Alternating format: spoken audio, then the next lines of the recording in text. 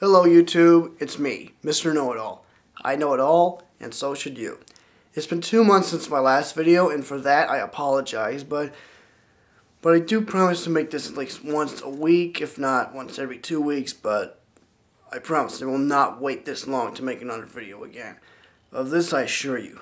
Now, it's spring, and Easter Sunday has already come to pass, and according to Detroit sports, it's April in the D. I'm of course talking about the NHL playoffs and the NBA playoffs. First, let me talk about the NHL playoffs for a little bit. It was first round battle against the defending champions Detroit Red Wings against the lowly Columbus Blue Jackets. And of course, in great fashion, the Detroit Red Wings have swept the series 4-0. And have advanced to the second round for the first time since 1998, as defending champions, nonetheless. Yes, that's a very, very long time, in over a decade.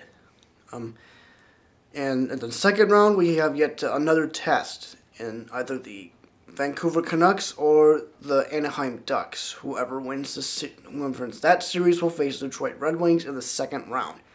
And as far as basketball goes, the Detroit Pistons faced off against LeBron James and the Cleveland Cavaliers, and in 2 games they were punished. They were outscored numerically, mainly because of LeBron James, in my opinion. LeBron James and his Cleveland Cavaliers have spanked the Detroit Pistons, and they lead the series 2-0.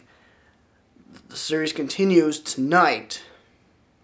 According to my calculations, the series continues tonight, and I believe they're going home, and their home turf. Detroit Pistons are playing at Auburn Hills. Yes, playing at Auburn Hills tonight, and I'm pretty sure they have a home field advantage over that, because as a Detroit fan myself, I feel that the Detroit Pistons are going to come back from the series that's just a guess. It's just a guess.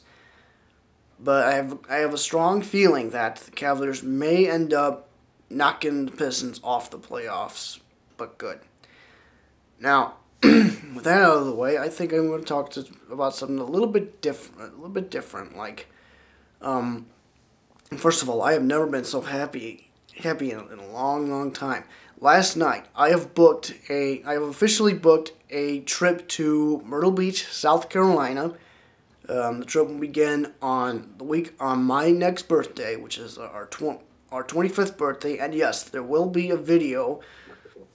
There will be videos on the trip. I will be keeping you up to date on what progress it is, what's going on that trip, and by each day. I think we'll start off by leaving for the day, and Alex and I will be taking a road trip.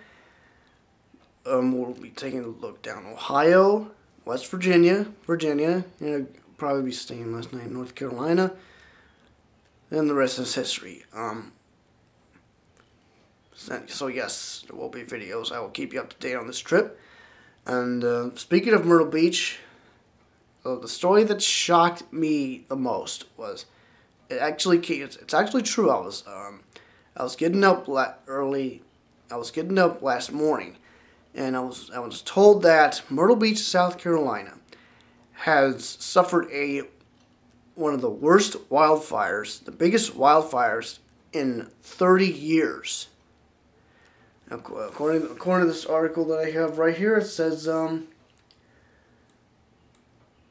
South Carolina's biggest wildfire in more than 3 decades, ablaze 4 miles wide, destroyed dozens of homes Thursday, and threatened some of the area's world-famous golf courses at the height of the spring tourist season. I'm of course talking about if you just get your Google Maps out, you'll find out which kind of course you're talking about. Just look it up on the website abcnews.com or any other news site, and keyword search Myrtle Beach, and you'll find the story.